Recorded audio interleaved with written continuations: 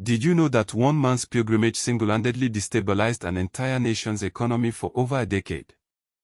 Or that a woman warrior queen held off European colonizers for 40 years? These are not characters from fiction, but real people, black heroes whose stories have been largely erased from mainstream history. Today, we shine a light on those forgotten figures, reclaiming their legacies and celebrating their extraordinary contributions to the world. Our journey begins in West Africa, in the 14th century, during the reign of Musa, the Emperor of Mali. Often cited as the wealthiest person in history, Musa's fortune wasn't just a personal hoard, it fueled a golden age of learning and culture. Ruling from 1312 to 1337, his empire stretched across modern-day Senegal to Algeria. But it was his legendary pilgrimage to Mecca in 1324 that cemented his place in history. Accompanied by a caravan of 60,000 people, laden with 12 tons of gold, and 500 slaves carrying golden staffs, Musa's arrival in Cairo was unlike anything the world had ever seen. His lavish spending and distribution of gold were so immense that they caused rampant inflation, devaluing the precious metal by 25% for the next 12 years. But Musa's legacy extends far beyond his wealth.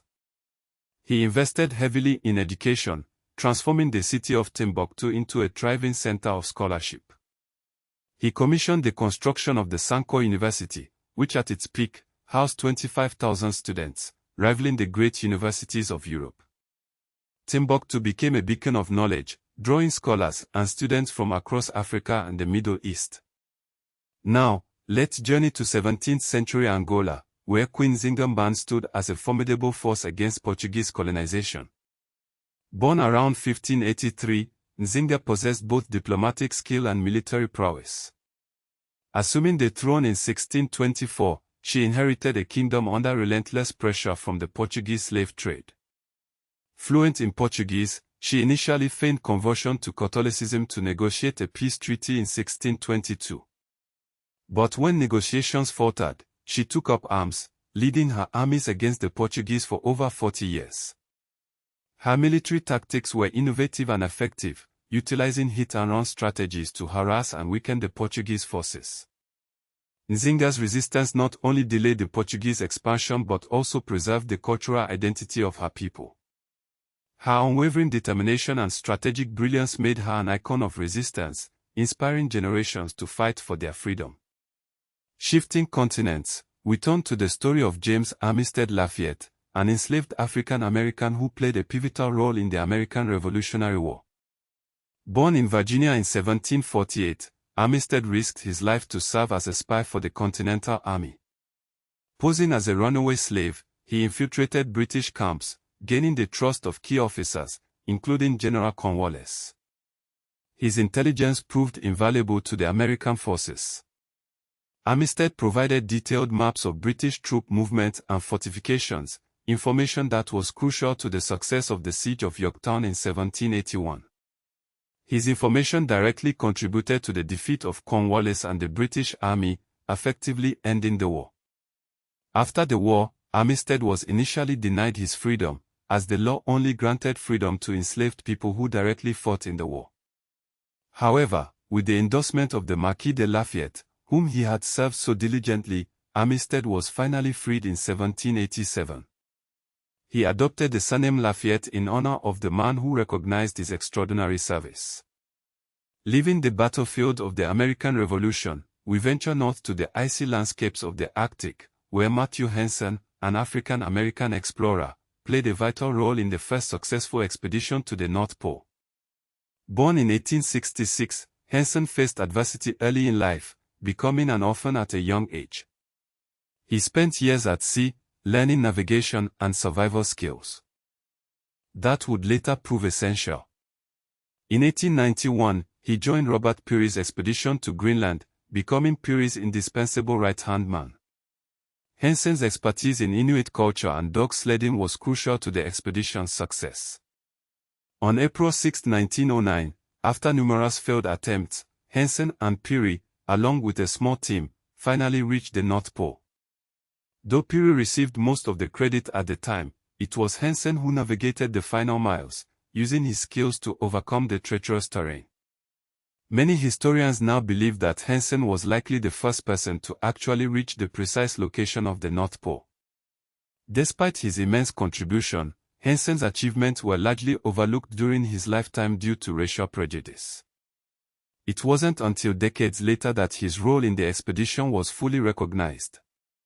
From the frozen north, we travel to the lush mountains of Jamaica, where Queen Nanny, a fierce Maroon leader, fought for the freedom of her people.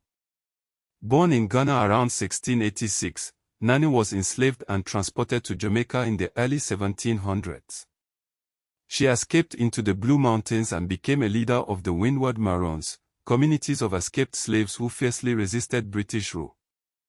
Nanny was a brilliant military strategist and a spiritual leader, revered by her people for her wisdom and courage. From her base in Nanny Town, she led raids against plantations, freeing enslaved Africans and disrupting British control. Her tactics were so effective that the British were forced to negotiate a peace treaty in 1739, granting the Maroons autonomy over their lands. Queen Nanny's legacy as a freedom fighter and a symbol of resistance has earned her the title of National Hero of Jamaica. Now, let's turn to the story of Gaspar Yanga, an African prince who led a successful slave revolt in Mexico, establishing one of the first free black settlements in the Americas. Enslaved around 1570 in Veracruz, Yanga escaped into the mountains and gathered a community of runaway slaves. For over 30 years, they lived in hiding, defending themselves against Spanish attempts to recapture them. In 1609, Yanga and his followers formally established the town of San Lorenzo de los Negros, asserting their independence from Spanish rule. After years of conflict, the Spanish were forced to negotiate a peace treaty in 1618, granting the settlement autonomy. Yanga's successful rebellion inspired other enslaved Africans to resist their oppressors, making him a symbol of hope and resistance in the Americas. Shifting focus, we recognize Dr. Rebecca Lee Crumpler, the first African-American woman to earn a medical degree in the United States.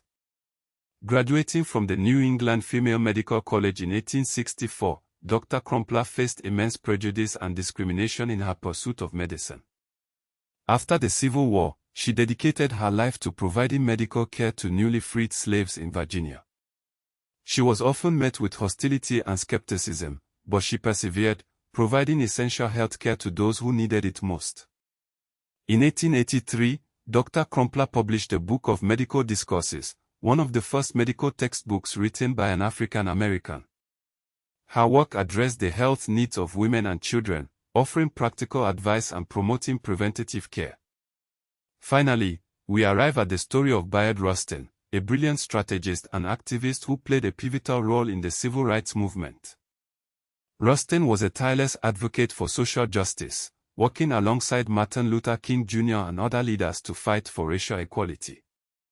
He was the chief organizer of the 1963 March on Washington, a monumental event that brought over 250,000 people to the nation's capital. Rustin's commitment to nonviolent resistance was unwavering, drawing inspiration from the teachings of Mahatma Gandhi. However, Rustin was also a victim of prejudice due to his open homosexuality. He was often marginalized and silenced, his contributions to the civil rights movement downplayed or ignored. Despite the challenges he faced, Rustin remained steadfast in his commitment to justice, paving the way for future generations of activists. These are just a few of the countless black heroes whose stories have been forgotten or marginalized by mainstream history. Their lives and achievements remind us of the importance of reclaiming our past and celebrating the contributions of all people, regardless of race or background. By remembering these forgotten figures, we can gain a deeper understanding of history and a greater appreciation for the ongoing struggle for justice and equality. Area view of the Sahara Desert at sunset, vast and empty, cinematic 8K.